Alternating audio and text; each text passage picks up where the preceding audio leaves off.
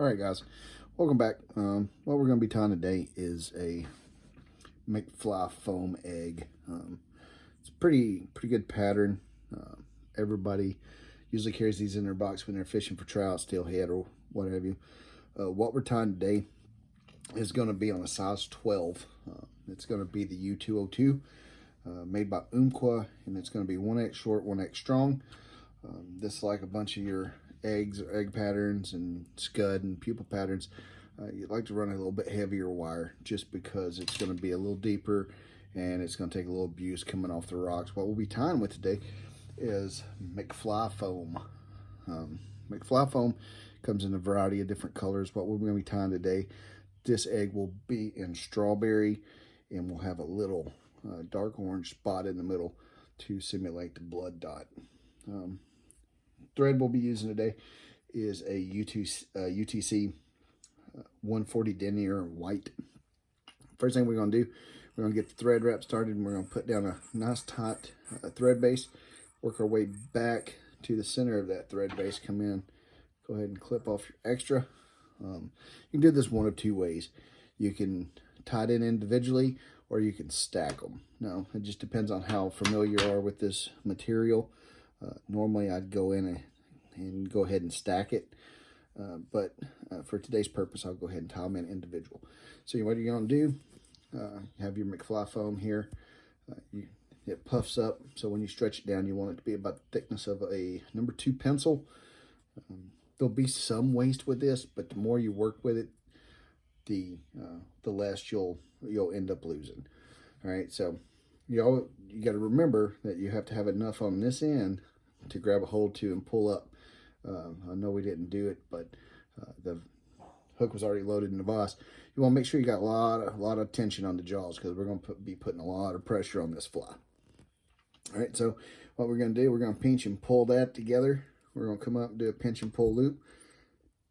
Anytime you're attaching your materials to the hook shank, when you're pulling, don't pull straight down. If you pull it straight down, those materials tend to roll on you. So when you pull, you want to pull towards yourself. You're going to do 1, 2, 3, 4 quick wraps.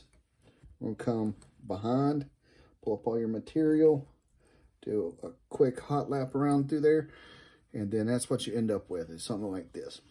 At this point, the piece that we're going to use to put in here and simulate the blood dot in the egg is going to be this dark orange.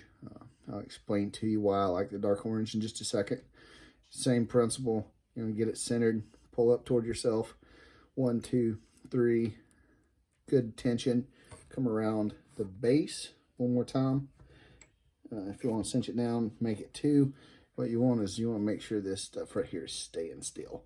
Once you've got that done, come into the beginning of the egg, do a couple quick loops there, come in with the whip finish. I usually hit these, I do a double knot on these because I usually don't use glue. I don't want the McFly foam to get stuck in there with the resin. So you get those 2 in there, come in, trim off your excess. This is where the brand new fly tire is going to end up with a little bit of waste. You want to roll all that stuff together. You're going to pull up as far as you can. You're going to come up about the thickness of the back of your scissors right here. Come up about there, get a good eyeball on it, and trim it off. What that's going to do, once you let all that tension go, it's going to spin that fly foam all the way around. Should come out with a pretty good, perfect egg there.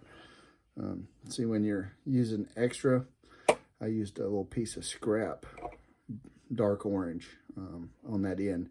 But if it was the same length, you want to tie in from one side or the other. That way you're really only losing this much and not as much as you would normally lose if you tie in the center and pull up. All right, so what we end up with on this egg, as you can see, this nice watermelon color around through here, or strawberry, I'm sorry, it's strawberry. It's got that blood dot in the middle. When this fly gets wet, this strawberry is going to get a little bit darker, but that dark orange will almost go red, so it'll glow underwater. It's a great fly. You can tie these in a variety of colors. I recommend that when you buy your McFly foam, you just get an assorted bag to start with. You can tie solid colors, or you could tie them with the dots. Yeah, it's not really been a big difference to me anyway on the different takes, whether it's got the blood dot or not. I just like it because it looks cool. And you know, that's what they look like when they're actually on the river. If you see a bunch of fish eggs in the water from steelhead or large trout or salmon, that's what you'll see. It'll look just like this. Prominent colors that I use are strawberry, I use watermelon, I use peach, and of course I use this dark. They make fluorescent colors in this McFly foam as well. I use those for my clown eggs. Clown eggs really, really productive on bigger waters. Something about the off color. I don't know why, but I've done really well with those. So hopefully this fly right here will be something handy for you to have for your new beginners. Hopefully you guys get some use out of them. Hopefully you enjoyed the video. If you do, like, share, subscribe, turn on the bell icon. That way when I upload daily, you'll be able to get that that next fly to add to your inventory. And until then, tight lines.